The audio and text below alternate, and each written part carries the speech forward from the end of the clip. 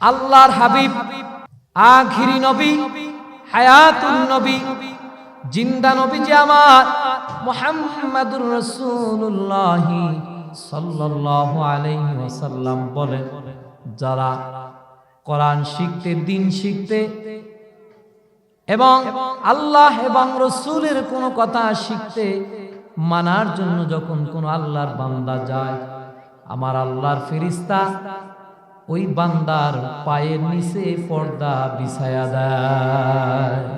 শুধু তাই নয়, আল্লাহর হাবিব বলেন, যতক্ষণ বসে থাকবেন কোনো কিছু বলার দরকার নাই, শুধু আলহামদুলিল্লাহ সুবহানাল্লাহ এটা বলবেন। যতক্ষণ বসা থাকবেন ততক্ষণ আপনার আমার আমল নামায় আল্লাহর বানানো ফেরেশতারা নেকি লেখতেই থাকবে।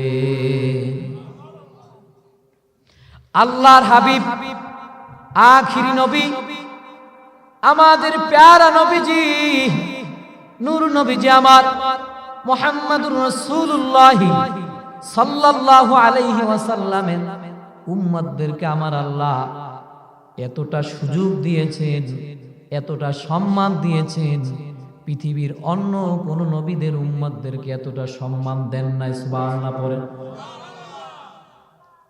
এজন্য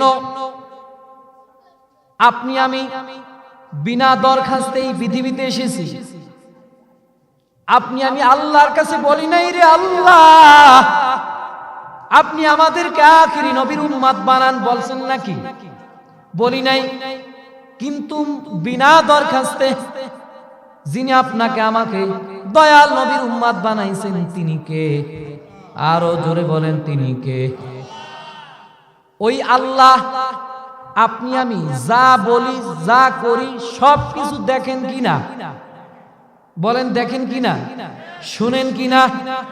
আল্লাহ পাক বলেন, উদউনি আস্তাজিব লাকুম, বান্দা তোমরা আমাকে ডাকো, অবশ্যই আমি আল্লাহ তোমার ডাকের জবাব আমি আল্লাহ নিয়ে নেই। সুবহানাল্লাহ পড়ে।